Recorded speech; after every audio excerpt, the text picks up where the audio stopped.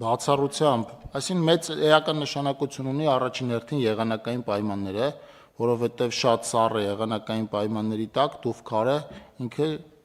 փխրուն է դառնում, մանավանդ այն հաշվին, երբ որ ինքը ջուր է կլանում եղանակային պայմաններ, այսինքն Չէ, բայց դե հասկացանք հարյուրավոր բնակավայրերում կա միտեղ են ասել որ չի։ Ես ընդհանուր առմամբ սկզբից տուֆի հետ կապված սկեպտիկ էի, ասում եմ տուֆը ո՞նց է դիմանալու, բայց հիմա բոլոր տեղերում մարդիկ ասում են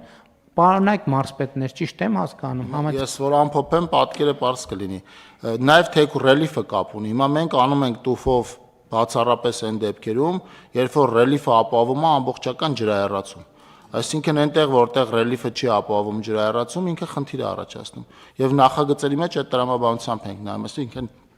բացի որակական հատկանիշները,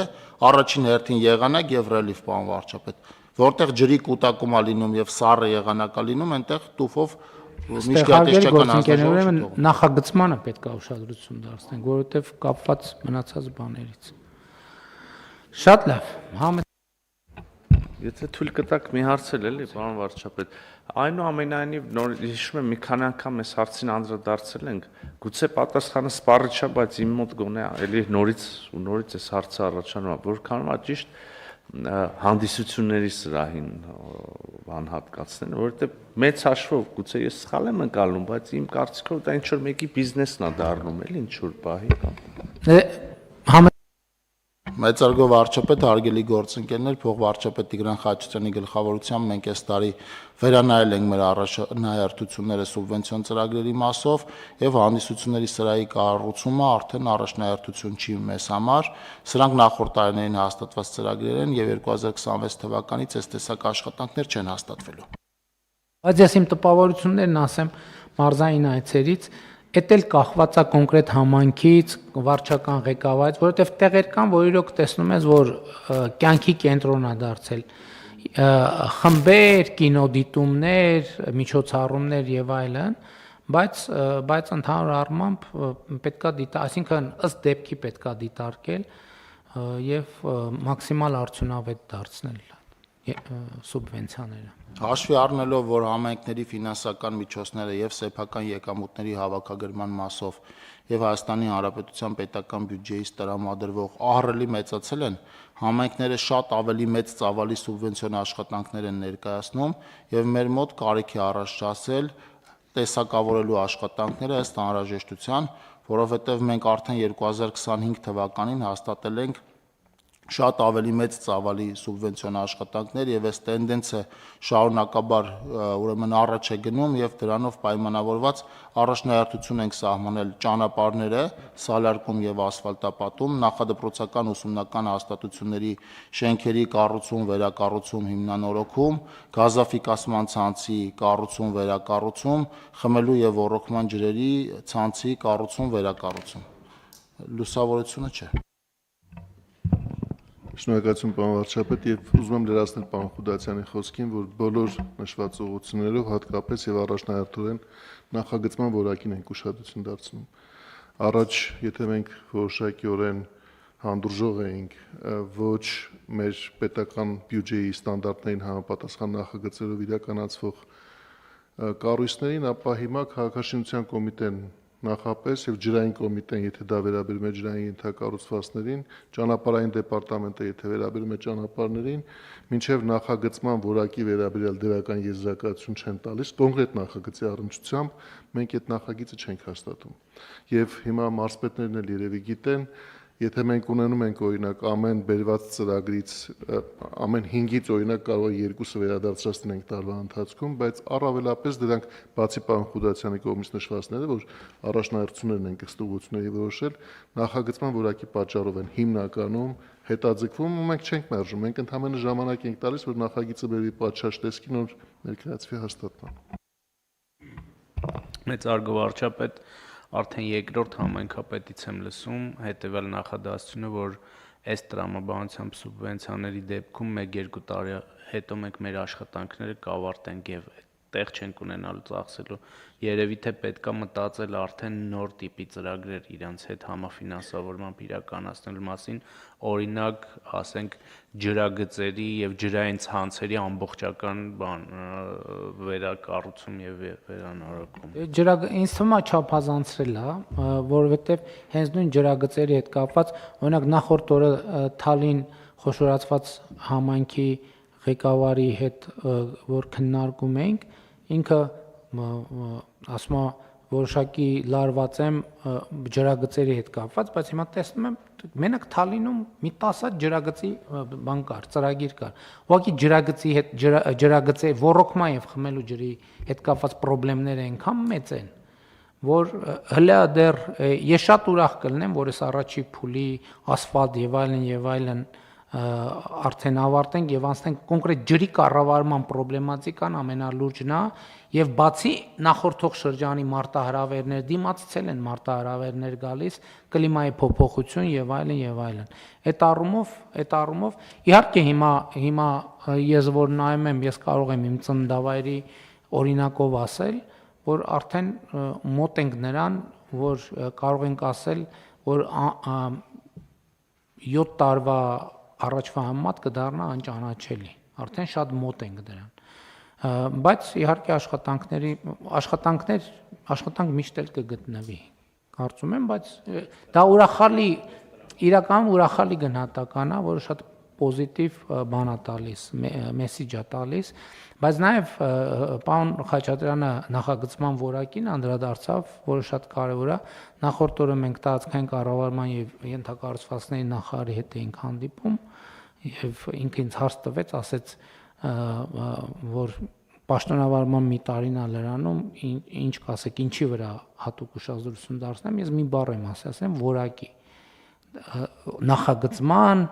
կառուցման շահագործման որակի այսինքն մենք պիտի ավելի ու ավելի մեծ ուշադրություն դարձնենք որակին եւ ընդ որում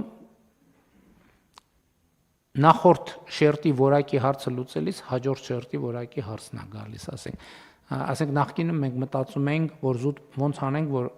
ճանապարհը որակով լինի հիմա մտածում ենք ոնց անենք գծանշումը որակով լինի եւ այլն եւ հիմա հետո մտածում ենք ոնց անենք որ ճանապարհային նշանները որակով լինեն տեսքով եւ բովանդակությամբ եւ այլն այսինքն որակ շատ լավ եթե այլ դիտարկումներ չկան համեցեք պարոն Մովսիսյան Շնորհակալություն մեծարգո պարոն վարչապետ քանի որ խոսք գնաց ջրամատակարարումից եւ Թալին համայնքից խոսք գնաց կուզենայի նշեի որ Արտենի բնակավայրում շուրջ 35 տարի խմելու ջուրը գնել են մարդիկ ցիստերներով եկել են Ալմավիրի մարզից Արագածոտնի մարզի Աշտարակ համայնքից ցիստերներով տալել են մարդիկ գնել են այս տարի արդեն Արտենիում խմելու ջուրը էլ չեն գնի ու արդեն իրենց սեփական ջուրը կունենան հենց այս ծրագրի շրջանում բայց արդեն տներ է մտել թե արդեն ծրագիրը իրականացված է այսինքն տանը հոսում է ջուրը արդեն այո արդեն միացված են որոշները ոչ բոլորը բայց արդեն մի ամսվա ընթացքում արդեն բոլորը կունենան շատ լավ դե տեսեք շատ կարևոր թվում է թե բովանդակային կարդում ենք բայց ինչ շատ կարևոր նորություն ասեց պարոն Մովսիսյանը շատ լավ Հարցը դրվում է քվեարկության, ովքեր են դեմ որոշման ընդունմանը, դեմ չկա, որոշումն ընդունված է։ Քննարկում ենք հարց համար 8-ը անշարժ գույք ամրացնելու մասին հարցը զեկուցող տարածքային կառավարման եւ ենթակառուցվածքների նախարար Դավիթ Խուդասյան։ Համեցեք պարոն Խուդասյան։ Մեծարգո վարչապետ, հարգելի գործընկերներ, ձեր քննարկմանն եմ ներկայացնում անշարժ գույք ամրացնելու մասին կառավարության որոշման նախագիծը, որով առաջարկվում է Հայաստանի Հանրապետության սեփականությունը հանդիսացող 7 անվանում անշարժ գույքեր, որոնց ընդհանուր հողամասի մակերեսը կազմում է 18.6 հեկտար, իսկ ընդհանուր շուկայական արժեքին մոտարկված կադաստրային արժեքը 650 միլիոն 862 հազար դրամ, ամրացնել տարածքային կառավարման եւ ենթակառուցվածքների նախարարության պետական գույքի կառավարման կոմիտեին հետագա տնօրինում իրականացնելու նպատակով Նշված գույքերը Հայաստանի Հանրապետությանն են վերադարձվել գլխավոր դատախազության հայցերի հիման վրա հակակոռուպցիոն դատարանի կայացրած դատական ակտերով գույքերի նկատմամբ արդեն իսկ գրանցված է Հայաստանի Հանրապետության սեփականության իրավունքը եւ ըստ անհրաժեշտության կիրականացվեն դրանց մակերեսների անհամապատասխանությունների ուղղման աշխատանքներ։ Գույքերից երկուսը գտնվում են Կոտայքի մարզում, երկուսը Երևան քաղաքում, մեկը Լոռու մարզում, մեկը Տավուշի մարզում եւ մեկը Արմավիրի մարզում, խնդրում եմ հաստատել։ Խնդրեմ Տիկին Վարդապետյան, ինչքան հասկացա, ապօրինի գույքի վերնագրի ներքո ինչ process-ների արդյունքում են վերադարձվել գույքերը։ Շնորհակալություն, մեծարգո վարչապետ, կառավարության հարգելի անդամներ, ինչպես նշեց նախարարը, 7 անուն անշարժ գույք ենք այսօր ամրացնում տարածքային կառավարման եւ ենթակառուցվածքների նախարարությանը, մենք այստեղ մի փոքր երևի թվային առումով նախարարի հետ վերանայելու անհրաժեշտություն ունենք մեր ունեցած տվյալները, որովհետև մեր հաշվարկները, որոնք կադաստրային արժեքով են որոշվում, 2 միլիարդ 319 միլիոն դրամ շուկականին մոտարկված կադաստրային արժեքով գույքերի մասին է խոսքը, հաթաթ գույքերի հաշվարկները կա, ընդհանուր մոտ 6 միլիոն ամերիկյան դոլարի մասին ենք խոսում։ Գույքերը վերադարձվել են, պարոն վարչապետ, պետական շահերի պաշտպանության լիազորության շրջանակում ներկայացված հայցերի բավարարման արդյունքում, այո, ապօրինի գույքի վերադարձի մեր ընդհանուր տրամաբանության ներքո է գտնվում, ձեր թույլտվությամբ ուղղակի կարճ թվարկեմ, որ գույքերի մասին է խոսքը, կարծում եմ այստեղ բավական հետաքրքրող գույքեր էլ կլինեն, այո, Կոտայքի մարզում 2 գույք ունենք, առաջինը Ծաղկաձոր համայնքի Ծաղկաձոր քաղաքի Մհեր-Մկրտչյան 30/1 հասցեում գտնվող 2.32 հեկտար մակերեսով հողամասն է, շուկականին մոտարկված կադաստրային արժեքը 375 միլիոն 297 հազար դրամ, Հակակոռուպցիոն դատարանը դեռ 2024 թվականի հունվարի 12-ի վճռով բավարարել էր գլխավոր դատախազության պետական շահերի պաշտպանության վարչության հայցն ընդդեմ Սամվել Մայրապետյանի, հայցով պահանջել էին անվավեր ճանաչել հողամասի աճուրդը եւ կիրառել անվավերության հետևանքներ։ Բողոքարկման բոլոր ատյաններից հետո վճիռը մտել է օրինական ուժի մեջ, գրանցվել է Հայաստանի Հանրապետության սեփականության իրավունքը, այսօր ամրացնում են կառավարությանը։ Մյուս գույքը Կոտայքի մարզի Ծաղկաձոր համայնքի Աղավնաձոր բնակավայրի Աղավնո աղբյուր թաղամասի կես հեկտար մակերեսով հողամասն է, շուկականին մոտարկված կադաստրային արժեքը 9 միլիոն 388 հազար դրամ։ Կրկին մեր հայցն է, կրկին բողոքարկման բոլոր փուլերով անցած, ամրացված, սեփականության իրավունքը գրանցված, այսօր ամրացնում ենք։ Մնացած 5 գույքերը մի քանի նիստ առաջ քննարկում էինք DOSAF-ի գույքերի ամրացման մասին հարցը, մնացած 5 գույքերը եւս DOSAF-ի գույքերն են, որոնք զուգահեռաբար քննչական կոմիտեում նախաձեռնված քրեական վարույթին գլխավոր դատախազության պետական շահերի պաշտպանության վարչությունը հայցադիմում էր ներկայացրել վարչական դատարան, պահանջելով անվավեր ճանաչել մի շարք հասցեներում անշարժ գույքի նկատմամբ DOSAF համահայկական հայրենասիրական հասարակական կազմակերպության անվամբ կատարված սեփականության իրավունքի պետական գրանցումները, թվարկեմ գույքերը եւ արժեքները։ Արաբկիր վարչական շրջանի Ղափանցյան փողոց 59 հասցեում գտնվող 2.79 հեկտար մակերեսով հողամաս, շուկականին մոտարկված կադաստրային արժեքը 162 միլիոն 189 հազար դրամ։ Արաբկիր վարչական շրջանի Ղափանցյան փողոց 59/11 հասցեում գտնվող 0.03 հեկտար մակերեսով հողամաս, շուկականին մոտարկված կադաստրային արժեքը 1 միլիարդ 670 միլիոն դրամ։ Արժեքների տարբերությունը պայմանավորված է գույքի նպատակային նշանակությամբ, պարոն վարչապետ։ Լոռու մարզի Ալավերդի համայնքի Օձուն բնակավայրում գտնվող 4 հեկտար մակերեսով հողամաս, շուկականին մոտարկված կադաստրային արժեքը 20 միլիոն 592 հազար դրամ։ Տավուշի մարզի Բերդ համայնքի Նավուր բնակավայրի երկրորդ փողոցում գտնվող 3 հեկտար մակերեսով հողամաս, շուկականին մոտարկված կադաստրային արժեքը 4 միլիոն 580 հազար դրամ եւ Արմավիրի մարզի Արմավիր քաղաքի Նանսենի փողոցի 6 հեկտար մակերեսով հողամաս, շուկականին մոտարկված կադաստրային արժեքը 77 միլիոն 144 հազար դրամ։ Ընդհանուր առմամբ, եթե ամփոփենք մեր պետական շահերի պաշտպանության լիազորության շրջանակներում այս պահի դրությամբ մոտավորապես 66 միլիարդ դրամ արժողությամբ գույք եւ դրամական միջոց է վերականգնված Հայաստանի Հանրապետությանը եւ համայնքներին եւ այս պահի դրությամբ վերականգնված միջոցների միասնական հաշվին 21 միլիարդ դրամ ունենք մոտավորապես, իհարկե այս տեմպերով մենք տարածքային կառավարման նախարարության հետևից կառուցապատման դժվար ենք հասցնում, բայց կաշխատենք մենք էլ մեր տեմպերը ավելացնել։ Եվ պարոն վարչապետ, այսօր չզեկուցվող հարցերով մի գույք եւս ամրացրել ենք կամ արդեն կրթության, գիտության, մշակույթի եւ սպորտի նախարարությանը, խոսքը Լոռու մարզի Վանաձոր քաղաքի Անդրանիկ փողոց 8 հասցեում գտնվող մարզահամալիրին է վերաբերում, արտադատական կարգով ենք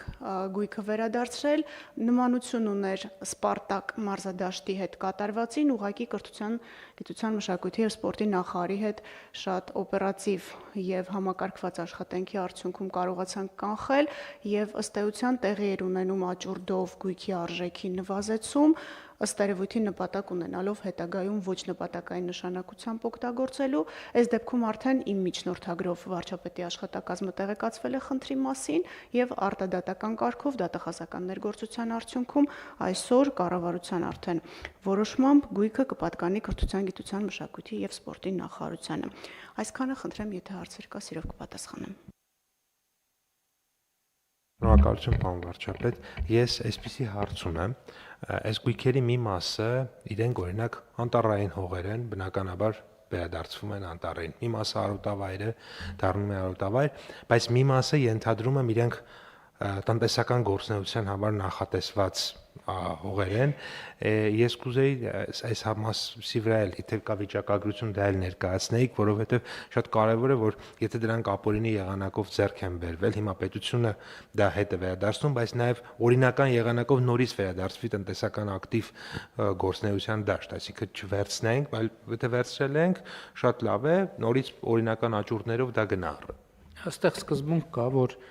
մի քիչ ճիշտ չի լինի, որ գույքը ապօրինի սեփականաշնորհված մենք վերցնենք սեփականաշնորհենք ուրիշին։ Այստեղ մեր մոտեցումն է նա, որ բոլոր դեպքերում պետք է մենք վարձակալությունով միայն վարձակալությունը գործի, ոնց որ օրինակ AUX-ի դեպքում։ Իմիջիալոց AUX-ի դեպքում էլ պետք է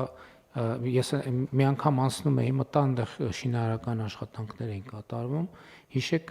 տեղեկացրեք, ասինքն վարձավճարները վճարվում են ժամանակին, ամեն ինչ նորմալ է, ծրագիր ընթանում է ըստ ընթացքի, պատկերացրեք, չէ, ինչ որ ապօրինի սեփականացված է, առնվազն մի որոշ ժամանակ մենք պետքա փորձենք դա չսեփականաշնորհել ուրիշ, հակառակ դեպքում կարա սխալ տպավորություն եւ մեկնաբանություն ստացվի, համեցեք։ Վարչապետ, ամբողջությամբ համաձայն եմ, դա է լավ եղանակ, որ նորից վերադարձնենք տնտեսության մեջ։ Իմ հարցի սկզբունքային կետը նա էր, որ ինքը ակտիվ տնտեսական գործունեության մեջ։ Այո, այնտեղ որտեղ հնարավոր է, հիմնականում վարձակալության սկզբունքով ենք, որտեղ մենք դա փորձելու բան ենք, համեցեք։ Շնորհակալություն, պարոն Պապյան, մենք ունենք գույքեր, որոնք դրված են նաև աճուրդի եւ կառավարության որոշմամբ սահմանված է նվազագույն շեմը, որից չի կարող աճուրդի գինը իջնել, մոտ 2 հեկտար տարածք է Երևան քաղաքում եւ ունենք նմանատիպ իրավիճակներ, բայց դրանք այն գույքերն են, որոնք ենթակա են օտարման եւ նախորդ կառավարության նիստին մենք նաև կառավարության որոշմամբ ունենք այլևս աճուրդի միասնական վարման կարգի եւ այն բոլոր ռիսկերի, որոնք տեսել է նաև դատախազությունը եւ առաջարկի տեսքով ներկայացրել է նախագծի քննարկման փուլում այդ բոլոր ռիսկերը ծածկելով, որպեսզի ապագայում հնարավոր լինի իրական աճուրդի ձևաչափով ներդրումային ծրագրի շրջանակներում այն գույքերը, որոնք ենթակա են կառուցապատման, տրամադրվեն, բայց այդ գույքերը մեծ տոկոս չեն կազմում, որովհետև այս փուլում գոնե մեր տեսադաշտում շատ ապօրինի նմանատիպ գույքեր չունենք, հիմնականում դրանք այն գույքերն են, որոնք այո տրամադրվում են վարձակալությամբ։ Պարոն վարչապետ, AUX-ի հետ կապված նշեմ, որ սեպտեմբեր ամսվա դրությամբ մենք ունենք տվյալներ, դե մենք էլ ենք մոնիթորինգ իրականացնում, անկախ նրանից, որ շինարարական աշխատանքներ են իրականացվում եւ դեռևս տնտեսական գործունեություն չի սկսվել, վարձավճարը վճարվում է, սեպտեմբերի դրությամբ մոտ 134 միլիոն եւ մի փոքր ավել արդեն վարձավճար կար գանձված AUX-ի շենքից։ Շատ լավ, շատ լավ։ Կան այլ դիտարկումներ, հարցը դրվում է քվեարկության, ովքեր են դեմ որոշման ընդունմանը, դեմ չկա, որոշումն ընդունված է։ Քննարկում ենք հարց համար 62-ը Իջևան համայնքի Գետահովիտ բնակավայրում ֆուտբոլի մարզադաշտի կառուցման համար հողամասերի ձեռքբերման մասին հարցը։ Զեկուցող կրթության, գիտության, մշակույթի և սպորտի նախարար Ժաննա Անդրեասյան։ Համեցեք տիկին Անդրեասյան։ Շնորհակալություն։